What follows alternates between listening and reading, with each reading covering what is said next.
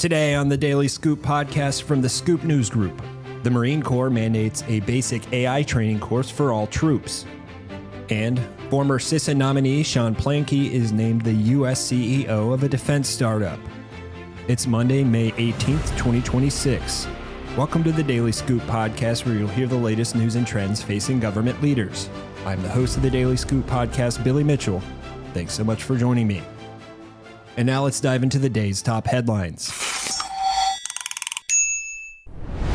All active duty Marines and reservists must complete a new basic AI course before the end of the calendar year, according to a new directive.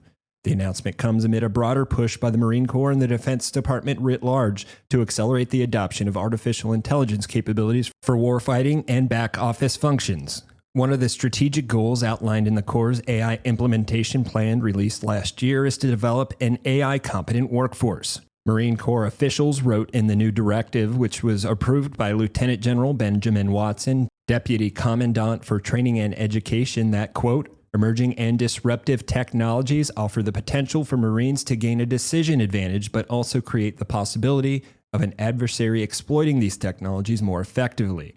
Among these EDTs, artificial intelligence stands out as the first among equals, demanding our immediate and focused attention.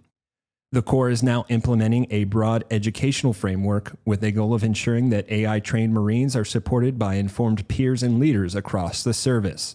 The basic AI course, which officials estimate will take 45 minutes for service members to complete after logging into the MCELE system, is designed to give troops a foundational understanding of artificial intelligence, including key concepts and use cases, such as how AI can support decision-making. The training content includes links to genai.mil, which the Corps and other military services under DoD have adopted as their preferred generative artificial intelligence platform, as well as the use of commercially available large language models. Now in other news, Sean Plankey, most recently the nominee for the director of the Cybersecurity and Infrastructure Security Agency, is joining defense technology company UFORCE as its U.S. Chief Executive Officer. The London-based company, created out of 9 Ukrainian-based firms, announced Plankey's move Monday, less than a month after he withdrew his nomination amid difficulties overcoming objections from senators who had placed it on hold.